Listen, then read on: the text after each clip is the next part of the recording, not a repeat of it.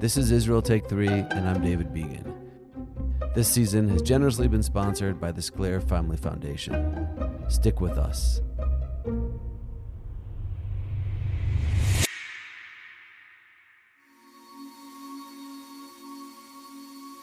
He didn't have to go to the army. But of course, Bdaya, he did it, and he became IDF officer. There was a video of Bdaya shooting and training with his soldiers, and I shared this video on our group of the family. Bdaya, we are so proud of you. And in this day, in the night, I gave a lecture in Tzelim. Tzelim, it's a base military close to Gaza. The soldiers training there, and they entered, and I talked with the soldiers, and I told them, my youngest brother Bdaya is there, he's fighting, and I'm so proud of him. And then a soldier stopped me, and they told me that my youngest Bdaya was killed in Gaza.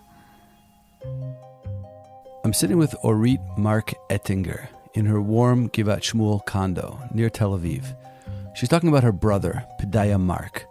Orit, a familiar face on Israeli television since the war, is sharing something deeply personal today.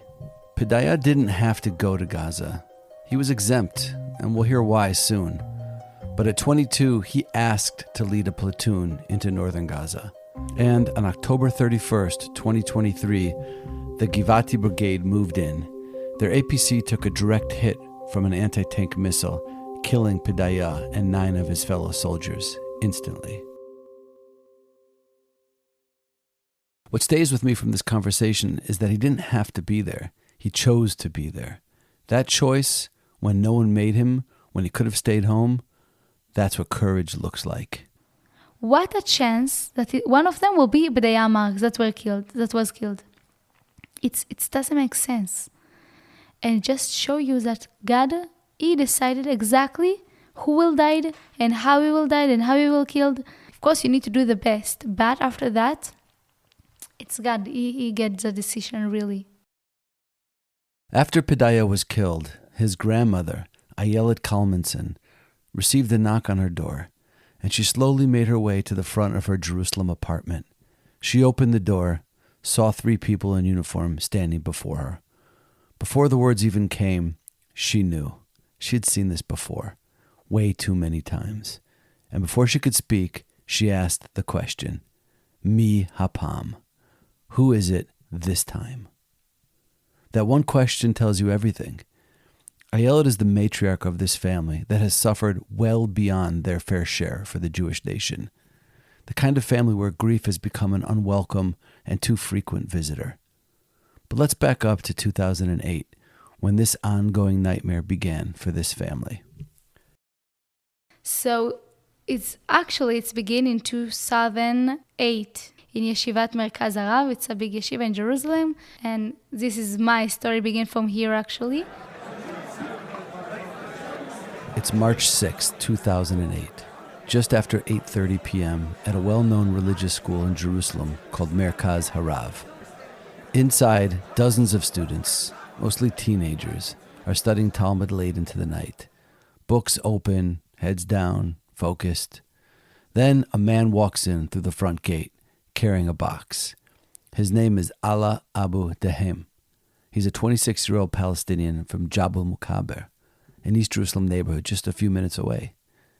Inside the box, an automatic rifle. He opens fire. 16 minutes. That's how long the attack lasts. By the time it's over, 8 young students lie dead. 11 more are wounded. The youngest was 15. One of the boys killed was 19-year-old Yonadav Chaim Hirschfeld. His grandmother is Ayelet Kalmanson. She had moved to Israel decades earlier. Her grandson was murdered that night for the crime of being a Jew living in Jerusalem and studying Torah. And as we'll hear soon, this was only the beginning for Ayelet. The attacker was eventually shot and killed by 2 Israeli civilians, one of them an off-duty officer. And on that March night in 2008, in Gaza and in the West Bank, the attack was celebrated. Candy was handed out in the streets. A public opinion poll showed that 84% of Palestinians supported the shooting, the highest approval rating for any such attack in 15 years. The books laid there, open, mid-sentence, blood-stained. The voices went quiet. and Ayelet's world broke open in a way that no grandparent ever imagines. And she's amazing, and she's so strong. And of course it's hard for her, but I think she feels that she have an honor to live here. And she's amazing. I really love her. Back to Orit. She grew up in Otniel, a small religious village tucked into the mountains of Judea. Really different than the view here. Like in Otniel, we have the mountains and a perfect breeze, and really different. One of 10 kids. As you can imagine, it was a vibrant, chaotic, but loving home. It was the kind of place where Friday afternoons smelled like challah, and where neighbors were more like cousins. And in the center of it all, her parents, Michael and Chava. Her father was her mentor, her rock, and as a rabbi, he was a teacher and a leader to many. Her mother, a nurturing anchor to the entire family. By the way, the beautiful thing in my family is that we are so different from each other. Like I have one sibling with a long payos and kippah, and another one with tattoos, long hair, piercing, like really different. But I love it. But life, as Orit would soon learn, and the innocence of growing up in a quiet village community in the Judean hills can shift in a single moment. And for Orit, that shift happened on the first day of summer 2016, when Orit was 16 years old. Her parents and two of her younger siblings were driving to Jerusalem to spend Shabbat with her grandmother. It was a simple trip, a routine visit. 6 minutes after leaving Otniel, terrorists opened fire. 29 bullets hit the car. Her sister, Tehila, was just 13 at the time. She was shot in the stomach. Her father, Michael, was shot in the head and the spine. He died on the spot. Her mother was shot in the face. She lost an eye. Half of her face was torn apart. And her brother, Pedaya, the one who was killed in Gaza in 2023 when the war started, was also in the car. He was 15, and he saw his father die in front of his eyes. And because my father was a driver, so the car flipped over and they were stuck in the side of the road. And Tila and Bdaya, they was 15 and 14, and they tried to get themselves out of the car, but without success, because, they stuck there. The children inside screamed for help. Then someone approached, a man. As he came closer, they could see he was a Palestinian. And they thought that, this is a terrorist that shot them. And they started to shout, please don't kill us, please don't kill us. The man who saved them was Ali Shruch, a doctor from the nearby Palestinian town of Dahar-Iya, near Otniel. And then he said, no, I'm a good Arab, I want to help you. He was driving to Jerusalem to attend Friday prayers in the Al-Aqsa Mosque during his holy month of Ramadan. On his way, he saw the overturned gray Toyota with yellow Israeli license plates, and he immediately pulled over. In an interview later, he said, "For a moment, I forgot that I'm Palestinian and they are Jews." Another Palestinian man stopped, pried the daughter Tehila out of the car. He gave her his phone, and she called for help. Dr. Shruch pulled Orit's mother, Chava, out of the car and bandaged her head, and he bandaged Tehila's stomach wounds. His brother, Mahmoud, works in construction in Israel, and he helped to translate from the Hebrew to the Arabic. Finally, a Palestinian ambulance came and rushed them to the hospital. Dr. Shruch continued to Jerusalem to pray at Al-Aqsa. And first they get to my father, they're trying to find a pulse or something, but without success. So they announced his death in the place of the attack. And then they moved to my mother, seriously injured. Nobody thought that she will survive, but they need to do the best and to try to help her. So they took her to the hospital in Jerusalem. And after that, they took Teila from the car, of the Palestinian car, to the ambulance, and then to the hospital, to a surgery, to take out the bullet as fast as they could to save her. And Bdaya, the last one, the other one, he didn't get a bullet, but he was covered with glasses from the car. So they took him also to the ambulance and then the hospital. And then all of them was in the hospital, and Baruch Hashem, thanks God, my mother survived and she's okay. It's really complicated, of course, but she's alive, and this is the most important. This is what I believe, that she's different personality. She's different when she was like all our life. She take care of us, and now when he's switch rules and we need to take care of her, and it's really complicated. But I have a mother today, and I really appreciate that. And she's amazing, and she's a big hero for me and for all the family. So a couple of questions. So can you take us to the moment when you heard what happened? This was 8 years ago. And how am I allowed to ask how old you are?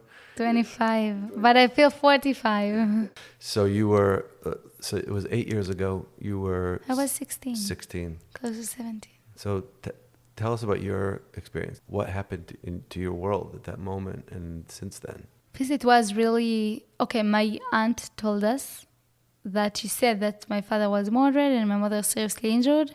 And in the beginning, I felt that, oh my God, how I will do it, because my father like my compass. He showed me the way. He was my mentor. Like, I looked at him like people asking me who person that I appreciate and I admire and I want to be like him. I say always it was my father. Like, it was my compass, and he showed me the way. So to lose him, it's to lose my ground. Like, I have no idea how I will do it. Let me tell you something about that guy who fired the 29 bullets into the Marks family car in the summer of 2016. His name was Mohammed al-Amaira, and this wasn't some one-off act of violence. He'd already been in an Israeli prison, locked up for terror activity, but he didn't stay there. He got out. Why? Because of the Gilad Shalit deal. I'm sure you remember. That was the prisoner exchange where Israel traded over 1,000 Palestinian prisoners for one kidnapped soldier, Gilad Shalit, back in 2011. It was one of the hardest, most emotional decisions Israel ever made. Al-Amaira was one of those men set free. And just like a lot of others in that deal, like Yahya Sinwar himself, who was released in the same deal, the mastermind of October 7th, he didn't change. He didn't stop. He went right back to terror. And on that day, in June 2016, he picked up a gun, aimed it at the Mark family's car, and pulled the trigger 29 times. But Orit made a decision. She would not fall apart. Not then, not ever. I remember that I didn't cry in the beginning because I have to be strong for them. I have to hold my tears, that I will not cry. I have to be strong. And it was really also tough, you want to be broken and to cry and to shout, I don't know. But I felt that I have to be strong.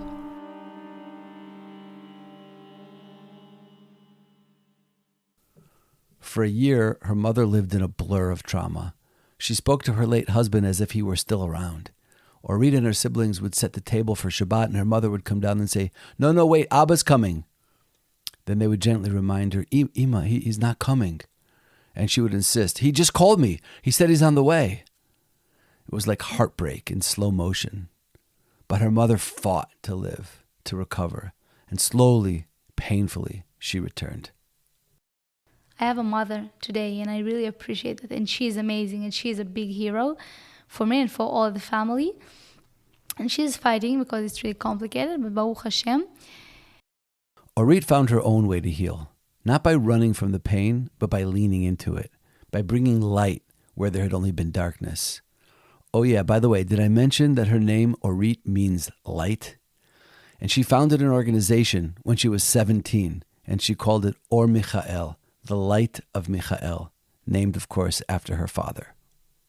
I decided because I saw we was always in the hospital, and I saw that it's a darkness place. Like a lot of people, they are alone in the hospital, nobody come to visit. I said, okay, if there is no light, be the light.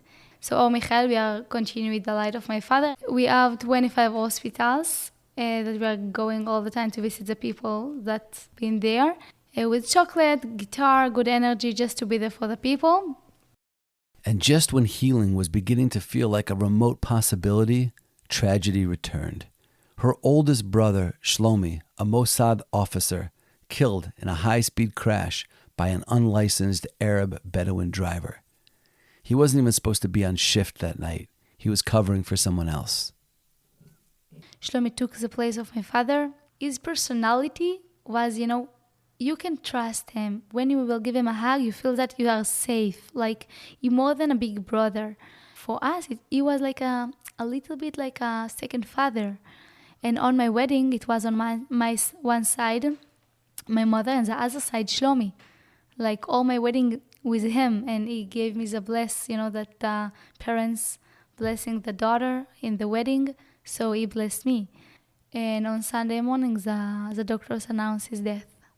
And then I was really, I was shocked. And I said, no way, כאילו. How again? Orit had a cousin. His name was Elchanan Kalmanson. He also lived in Otniel. He was a father of 5, smart, calm, steady, former IDF officer, worked in the Mossad. And that tells you something about who we're dealing with. Elchanan is someone he managed all the funeral of my family. Elchanan managed. He is when everyone broken, he is doing everything for everyone, and he did it quietly. He's not talking; he's just doing. It's Simchat Torah, October 7th, 2023. Elchanan is in shul praying, and then the news starts coming in. Terrorists, dozens of them, breaking into southern communities. Kibbutz Be'eri is under attack. It doesn't look good, he tells his wife Shlomit, who I met a few months ago at a retreat for widows of the war. And I need to go and help. Now, no one told Elchanan to go. He wasn't called up. But he was the head of security in Otniel, and he understood immediately what was going on. So he grabs his brother Menachem and his nephew Itiel, and they just go. That's it. They get in the car and head south. As thousands of rockets were fired into Israel, they kept driving towards the border with Gaza. They heard that Kibbutz Be'eri was where they were needed most. Be'eri was the largest kibbutz in the Gaza envelope, and its 1,100 residents were now under attack by hundreds of brutal terrorists. They arrived at an unimaginable scene. Smoke rising from burning homes, the sounds of gunshots, screaming, and explosions everywhere. This was a full-blown battlefield in the setting of a usually tranquil kibbutz. And they just got to work. They found an armored truck and started pulling people out, house by house, safe room by safe room. So here's what would happen. Elchanan and his makeshift team, with his brother and his nephew, would go from house to house in Be'eri after clearing the area of terrorists, knocking on the doors of the safe rooms, and he'd call out, "We're here to save you. Open up." But these families were terrified. Some of them had already heard stories or experienced it themselves of Hamas terrorists pretending to be Israeli soldiers to lure people out and then murdering them. So they didn't just open the door. They started questioning him. "Which unit are you with?" And Elchanan, he'd answer honestly, "We're from Otniel. We're not with the army. We just came here to help." Sometimes they still didn't believe him. So he'd sing a melody from the holiday of Simchat Torah, anything to calm them down and to convince them that he was there just to help. But the one thing that worked almost every time, he'd say the most famous Jewish prayer, our declaration of monotheism, the Shema. He'd stand outside the safe room and he would say, "Shema Yisrael."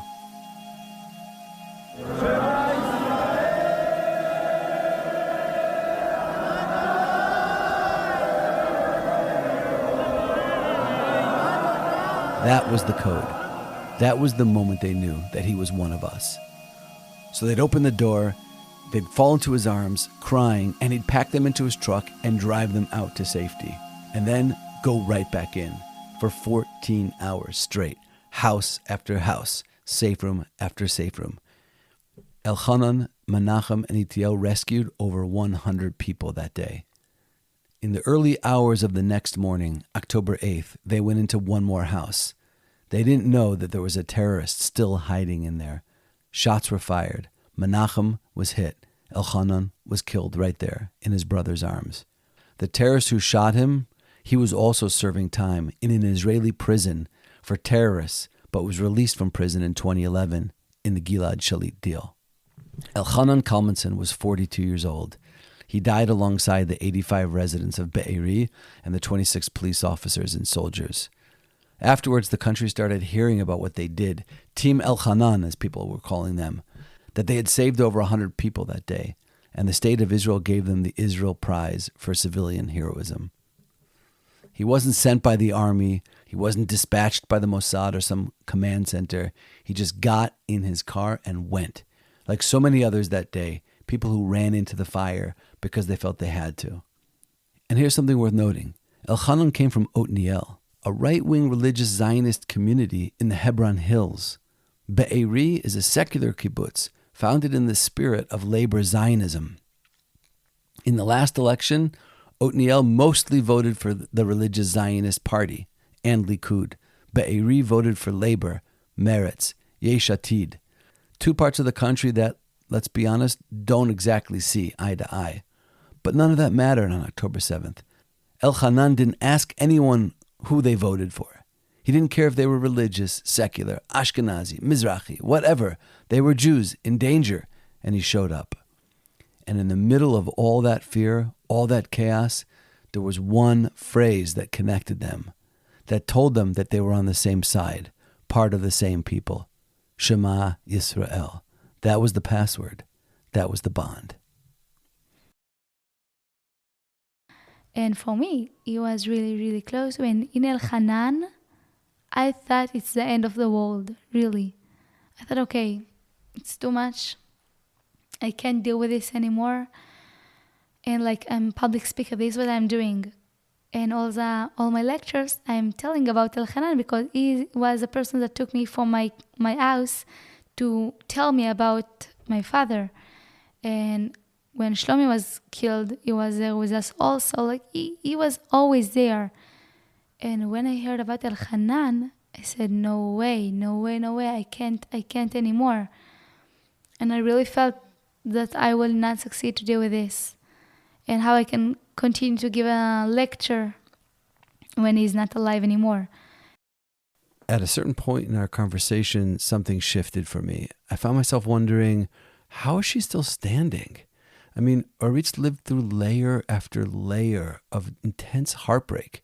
And not only that, not only is she still standing, she's still showing up for other people. And she's creating and inspiring and teaching and comforting. I know that I will succeed to be happy. I know that I will succeed to feel my son with me. And I know that I need to succeed for him also, to continue for him also. And it was really amazing. You know, I just sharing about how I succeed to continue. I give them the tools, how to live, how to be happy, how to continue, how to find the light and to hold it and to be grateful for all the things that I have and not about the things that I don't have anymore. And now people succeed to continue because of that, because of my words. And I feel that it's not my words. Like I'm standing on a stage with thousands of people and I said to God, you will bring me the words. I just the messenger, but you will bring the people what they need to hear. Even now, after everything, she doesn't shut down. She speaks, she sings, she writes. And every night, just her and her son, they go out on the porch and they say, thank you. Straightforward, just thank you. Thank you for what's here. The sky, breath, each other. It's hard, but I have tools that really help me. I'm doing it's called in Hebrew Rega Toda, and in English, moment of gratitude. And every day, when the sun goes down, I'm walking to the porch with my son, and we'll stop and we say, okay, now we need to stop.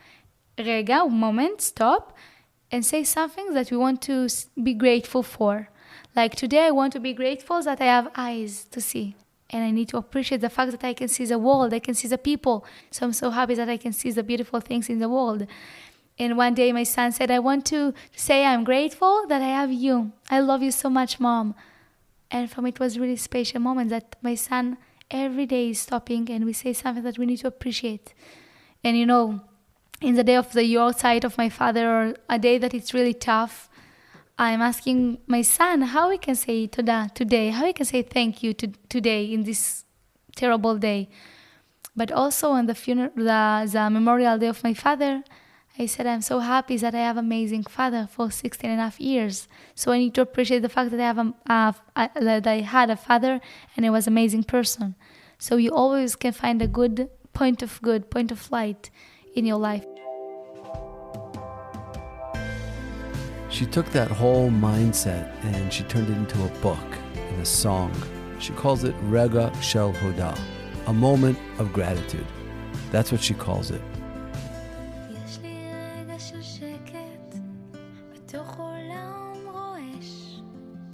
רגע לנשום עמוק let's end on a happy note. Tell us about your song, Rega Toda. So I published a song, and in Israel, people was really shocked to hear that. I published the song on a few days before Yom HaZikaron, the Memorial Day of Am Yisrael. Like, this how you describe this? And the name of the song is Moment of Gratitude, Rega Toda. And everyone was shocked how you can publish a song about thanks, grateful, gratitude. In these days, it's like everyone really depressed, how you can say thanks. And I told them that I believe that because I dealt with all of this pain, because I lost all of these people, because I missed them so much, and because I'm always on the grave and try to imagine, I have 4 Memorial Day in a year. And more than that, we have all of them, they have birthday, and the birthday is really sad, and we have the Memorial Day of our nation. So we have a lot of days in the year. So it's really tough, a lot of dark time. And I believe that because I dealt with all of these things, I appreciate every moment. Every day that I'm coming back home, I am publish on my Instagram, like I'm so happy, and I'm appreciated that I came back home and nobody died, and everyone alive, and I came back alive. And for some people, they're, oh my God, what? But I said, yes, I know what is come back home, and the other people not. And I know that I wake up in the morning and they told me that someone was killed and I will never see him again. So I know what it to lose. And I believe that it's exactly the good way to live your life. It's not just, okay, I'm appreciate my life. More than that, when I have darkness time, it's helped me to find the light. When I have to stop myself and to find it have to be something good. There have to be something good. I have to find it. It will take time, but I will find it. And my song is about that. I said on the song, I have a sentence, thank you for the darkness and the light. And thank you also for the deeper place, because it's helped me to be who I am. And thank you all for all the things that happened. And it's hard to say in Hebrew, it's תודה על כל מה שהיה. Thank you for all the things that I go through. It's tough to say that. But also when you believe that all the things that you dealt through, it's helped you to be who you are. And of course, none of us will choose our difficulties. Of course not. But if we know that this is what makes us to be who we are, so okay. I know that it's part of who I am now. I feel that I have the honor, really honor, to live in this complex and beautiful world. And I feel that when you appreciate everything, you love your life. Because you are not wake up in the morning, I have this and this and this and it's terrible. No, I have amazing house. I have amazing husband. I have amazing son. I can smile to people. I can walk. I can run. A lot of people, they don't have leg now. In Israel, there is a lot of people that they have just one leg. We need to appreciate all what we have. And when you appreciate everything, you feel that, okay, I want to live. I want to be happy. I want all my life. And I want to shine my light on others. And maybe if I will pay a compliment to people, I smile to people, it's helping them to feel better. So I'm not just living my life, I'm helping the world to be a better place. As I'm speaking to you, I'm just thinking that, you grew up in the same hills and the same mountains as David HaMelech, as our great first monarch, King David.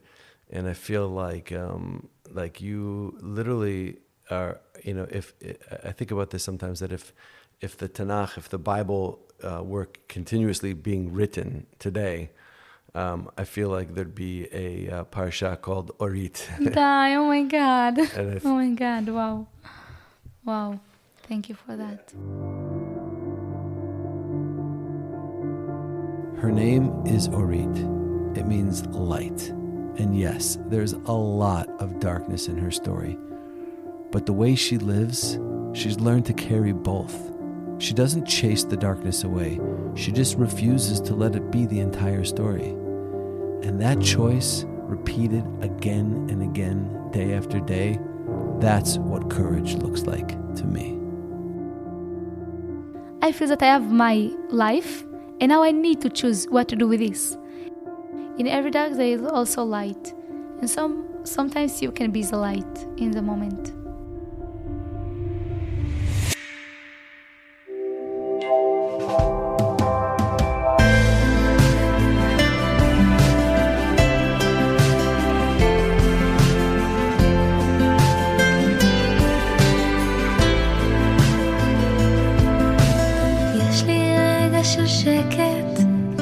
בתוך עולם רועש, רגע לנשום עמוק, להתרגש.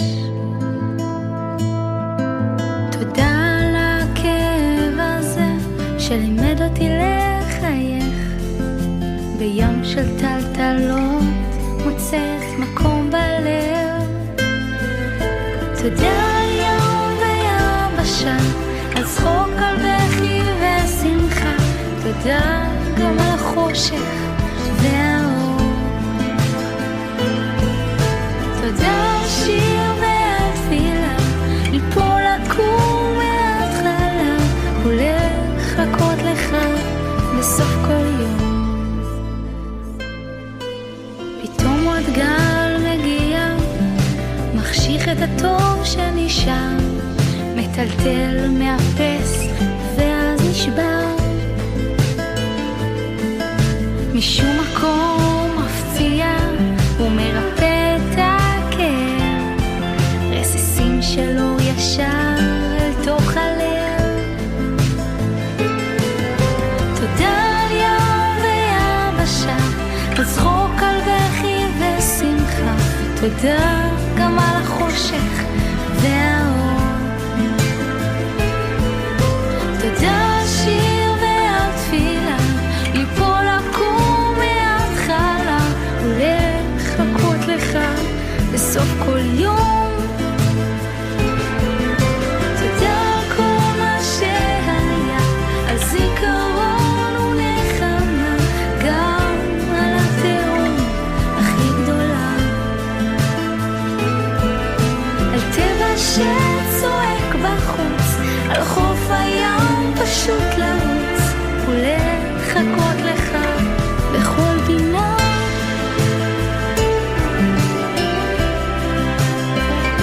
ובלילות אני בוכה, ובימים שוב נאחזת בדמותך. לא רק היית כאן לראות אותי, אני שמחה, ומהעפר אני צומחת ועולה, כמו עוף החול, כמו השמש מאירה. תודה על ים ויבשה, על צחוק, על בכי ושמחה. תודה גם על החושך והאור. תודה על שיר ועל תפילה, ליפול לקום מההתחלה ולחכות לך בסוף כל יום.